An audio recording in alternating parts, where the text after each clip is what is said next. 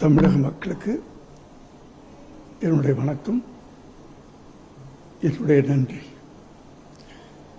நீங்கள் ஒரு பெரிய நம்பிக்கையில்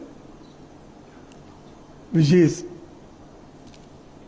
உங்கள் தளபதியாக உங்கள் தமிழ்நாட்டுக்கு சீஃப் மினிஸ்டராக தேர்ந்தெடுத்திருக்கிறீர்கள்.